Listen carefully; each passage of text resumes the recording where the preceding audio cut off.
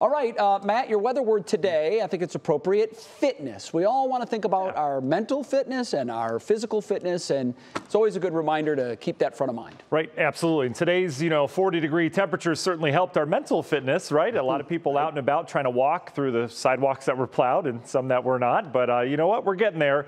But we're going to go back to the cold tonight. In fact, we've got a really, really cold morning. We were highlighting this yesterday. Jay noticed our 0. Saturday morning looks pretty chilly around here, and doing a little bit of math, 1,085 days it's been since we've last been below 0 in Cleveland, and we have that potential Saturday morning, depending on how things go, where you should have clearing skies, calm winds, and that's a recipe for some cold nights. But not quite yet. We have to get cold first. Boy, we're in the 40s today. Cold air blowing in now. Our frontal boundaries right over northeast Ohio, so we're down to 35 downtown, 34 Sandusky.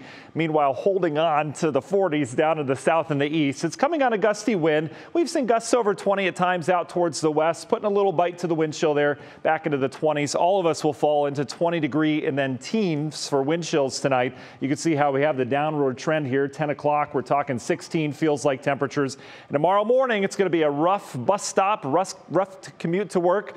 If you don't have the attached garage, you're going to need to bundle up on the way out. We're going to be in the single digits for the wind chill values. Not much organization to this front as it's going by. Moisture is really down to the south. We're trying to spit out some rain or some snowflakes out there. That's going to be the case the rest of the evening. Don't be surprised if you do see some precip. Strong storm system taking shape. This will provide snow for the mid-Atlantic.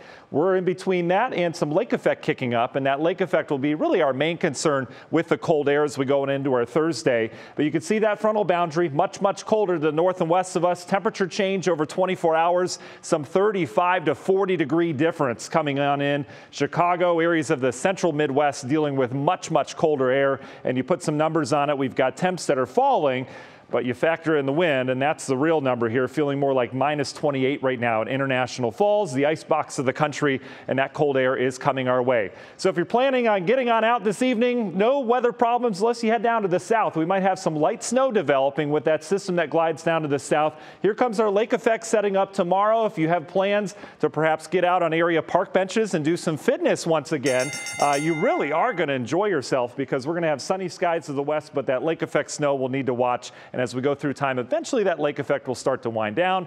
3 things to know: black ice potential tonight. Everything going to be freezing here, and we stay below freezing for what looks like the next 200 plus hours. I know that's not the most positive comment. I just want to give you a heads up. Union Home Mortgage 7-day. We're staying cold through the duration. We'll talk more about that extended coming up in our next weather hit.